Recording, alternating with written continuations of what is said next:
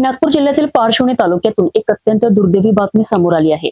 पेंच नदी पात्रात आंघोळ करण्यासाठी गेलेल्या 25 वर्षीय युवकाचा पाण्यात बुडून मृत्यू झाला आहे। अधिक मासानिमित्त मित्रांसोबत नदीत उतरलेल्या युवकाचा खोल पाण्याचा अंदाज न आल्याने जीव गेला आहे। नेमकी काय घडली ही घटना पाहूया या रिपोर्टमध्ये। पारशिवनी तालुक्यातील सालई माहुली शिवारातील पेंच नदीपात्रात ही दुर्दैवी घटना घडली। मृत युवकाचं नाव सुरेंद्र पतिराम कुंभरे, वय 25 वर्ष, राहणार हेटी मनसर, तालुका रामटेक असं आहे।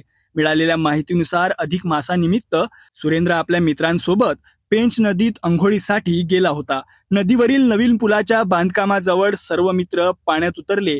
यावेळी नदीपात्रात वाळू उपशामुळे काही ठिकाणी खोल खड्डे निर्माण झाल्याचं स्थानिकांकडून सांगितलं जात आहे।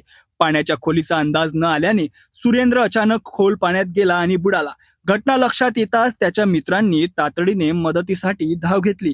त्याला पाण्याबाहेर काढून उपचारासाठी ग्रामीण रुग्णालयात नेण्यात आलं, मात्र डॉक्टरांनी तपासणीनंतर त्याला मृत घोषित केलं।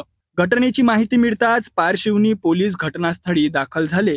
मृतदेह शवविच्छेदनासाठी पाठवण्यात आला असून या प्रकरणाचा पुढील तपास पोलीस करत आहेत।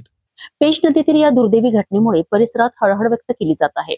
नदीपात्रात आंघोळ करताना नागरिकांनी विशेष काळजी घेण्याचे आवाहन प्रशासनाकडून करण्यात येत आहे।